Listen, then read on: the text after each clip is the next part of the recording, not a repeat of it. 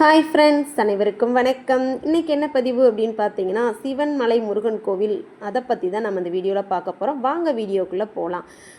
சிவன்மலை முருகன் கோவில் எங்கே இருக்குது அப்படின்னு பார்த்தீங்கன்னா, காங்கேயம் டு திருப்பூர் ரோட்டில் இருக்குதுங்க. இது ஒரு புனித யாத்திரைக்கான மிகப்பெரிய தலமாகுங்க. இதில் 495 படிக்கட்டுகள் இருக்குது. இந்த படி வழியாக போகிறதுனாலும் போகலாம், அப்படி இல்லை என்னால் முடியலை அப்படின்னு நினச்சிங்கன்னா நீங்கள் பஸ்ஸே விட்ருக்காங்க சிவன்மலைக்கு மேலே போகிறதுக்கு. அதுக்கு நம்ம பஸ்ஸிலே போய்க்கலாம். இதில் நீங்கள் நினைக்கலாம் சிவன்மலை அப்படின்னு சொன்னோன்னா இதில் சிவன் டெம்பிள் தான் இருக்கும்னு நினைக்கலாம். அப்படி இல்லைங்க. இங்கே முருகப்பெருமான் தான் இருக்கிறாரு. சரிங்களா, முருகப்பெருமார் தான் இருக்கிறாங்க. ஏன் இதுக்கு இந்த தலத்தோட ஸ்பெஷல் என்ன அப்படின்னு பார்த்தீங்கன்னா, இங்கே ஒரு உத்திரப்பெட்டின்னு சொல்லி வச்சுருப்பாங்க. அது அந்த உத்திரப்பெட்டியில் என்ன இருக்குது அப்படின்றத, என்ன பொருள் இருக்குதோ அதை வச்சு தான் அந்த வருஷத்துக்கானது அப்படின்னு சொல்லி முடிவு பண்ணுவாங்கிறதா சொல்கிறாங்களாமா. அதுதான் இதோட ஐதீகம். கனவுல சொல்லுமா. அந்த கனவுல சொன்னதுக்கப்புறம் தான் அந்த உத்திரப்பெட்டியில் அந்த பொருள் இருக்குன்னு சொல்கிறாங்க.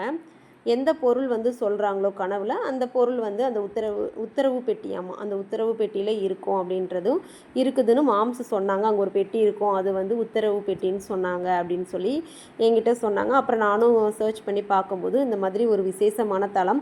கண்டிப்பாக நெக்ஸ்ட் டைம் நான் இந்த கோயிலுக்கு போகணும் அப்படின்றது என்னோட ரொம்ப ஆசையாக இருக்குது. மாம்ஸ்டே சொல்லியிருக்கேன், சரி போகலாம் அப்படின்னு சொல்லியிருக்காங்க. அவங்க தான் போயிட்டு வந்தாங்க. ஃபுல் அண்ட் ஒன் பாருங்கள் எப்படி இருக்குன்னு, செம்மையாக இருக்குதுங்க. அதனால தான் இதை நான் பார்க்கணும் அப்படின்னு முடிவே பண்ணிட்டேன்.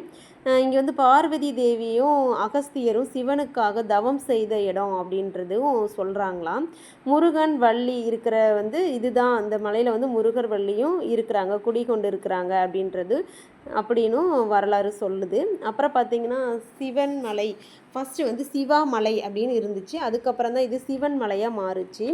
இங்கே சிவபெருமான் இருக்க மாட்டாங்க, முருகப்பெருமான் தான் இருக்கிறாங்க. சில பேர் சிவன் சொன்னோன்னே சிவன் மலை அப்படின்னு பேரை பார்த்துட்டு சொல்லுவாங்க. பாருங்கள், ஓ முருகா, முருகனுடைய சன்னதி தான் இங்கே இருக்குது.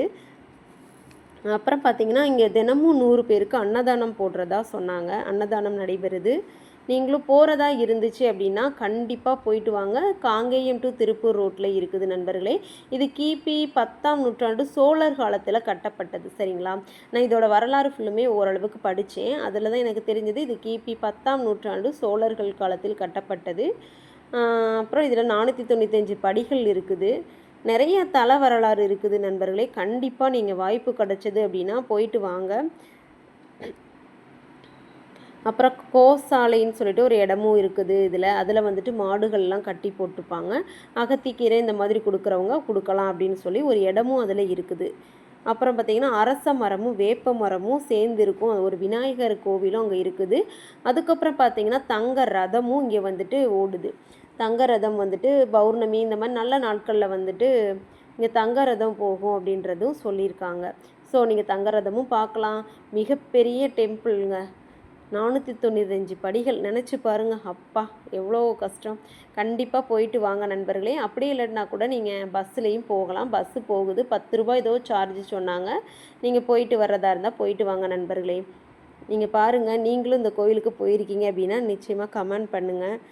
காலையில் எத்தனை மணிக்கு ஓப்பன் பண்ணுவாங்கன்னு பார்த்தீங்கன்னா 5:30 to 8:30ன்னு சொன்னாங்க நண்பர்களே. ஏன்னா மாம்ஸ் தான் இதெல்லாம் பார்த்துட்டு இருந்தாங்க. அங்கே உள்ள டீட்டெயில்ஸ் எல்லாம் பார்த்துட்டு என்கிட்ட சொன்னாங்க. நான் பேசுனது மட்டும்தான் நான், ஆனால் வீடியோ எடுத்ததெல்லாம் மாம்ஸ் தான் எடுத்துகிட்டு வந்தாங்க. நல்லா இருக்குது அப்படின்னு சொன்னாங்க. ரொம்ப கூட்டம். அன்னாபிஷேகம் நடந்துச்சா எங்கன்னு பார்த்தீங்கன்னா அந்த மலைக்கு கீழே சிவலிங்கம் ஒன்று இருக்குது. அங்கே அன்னாபிஷேகம் நடந்துச்சு அப்படின்னு சொன்னாங்க. அதுக்குடைய கிளிப்பும் நான் போட்டிருக்கிறேன், அதையும் பாருங்கள். அன்னாபிஷேகம் நடந்ததாக சொல்லியிருந்தாங்க. வாவ், சூப்பராக இருக்குது பாருங்கள் நண்பர்களே. முருகன் டெம்பிள் கண்டிப்பாக நானும் ஒரு நாள் போயிட்டு வரணும்னு நினச்சிட்ருக்கிறேன். இந்த மரத்தை தான் நான் சொன்னேன், வேப்ப மரமும் அரச மரமும் ஒன்றா சேர்ந்து இருக்கிற மரம். இங்கே விநாயகர் டெம்பிள் இருக்குன்னு பாருங்கள்.